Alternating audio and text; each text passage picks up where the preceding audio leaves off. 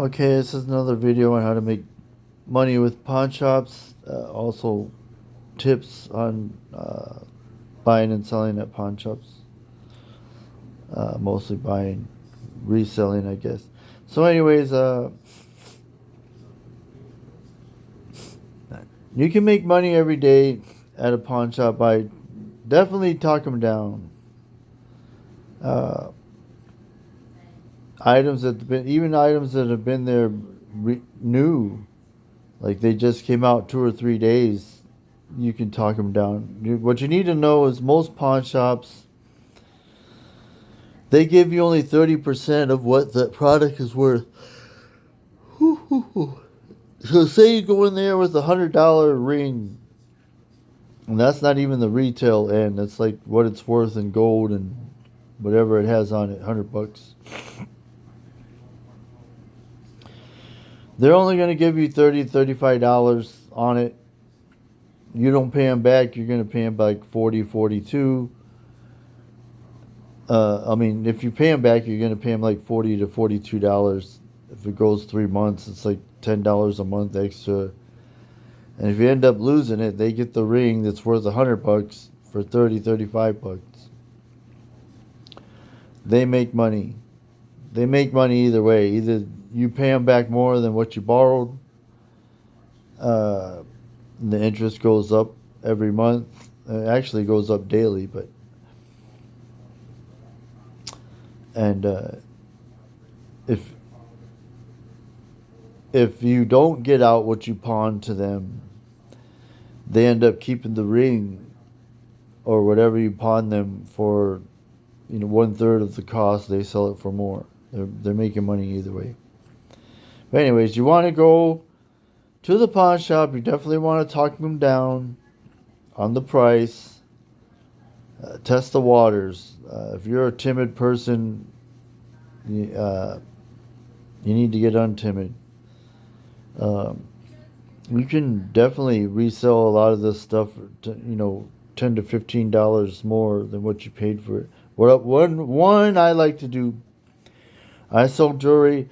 I don't like to do the rings as much because it got to be the right size. I do a lot of charms and bracelets, or there's James Avery, there's uh, Tiffany, there's Pandora, different types of jewelry.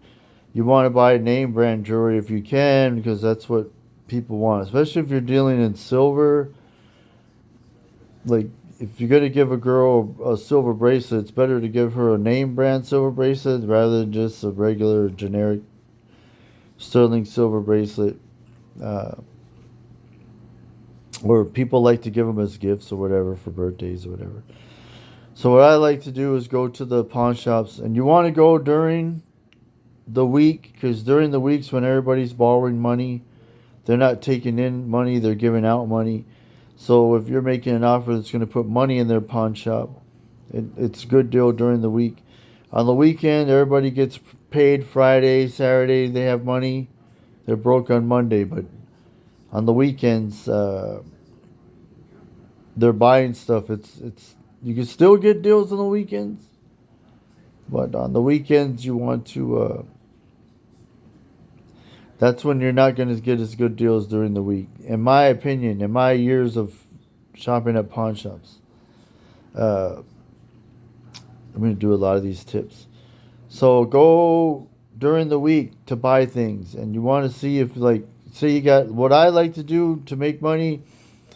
I'll buy charm bracelets, and you get your toenail clippers or nail clippers, or whatever you want to call them, and they have a little circle on the that keeps the charm on the bracelet. You clip off that little circle. Be careful because you don't want to hit the bracelet.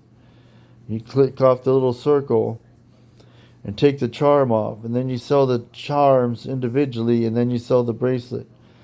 And even if you make 20, $30, which is very possible off of a bracelet with charms, you didn't have to dig no ditch. You didn't have to punch no clock. All you're going is meeting someone. I like to meet inside of a Walmart or inside of a McDonald's, a public place, and during the daytime. A lot of places, I mean, that's the safest place. Sometimes you meet at gas pumps, You got to watch it because there are scammers out there. I mean, these people are desperate. If you meet at a gas pump, they'll let me look at it. Then they'll jump in their car and take off. You know that if you're dealing with something that's like a high dollar item, definitely more than $50 or $100 or more, meet inside a public place. Meet inside a Walmart. Meet inside of a McDonald's. Someplace where they're less likely to take off running or whatever. At least there's cameras in there. You can tell the police, hey, look, this guy right here is the guy that he stole my bracelet. Be safe.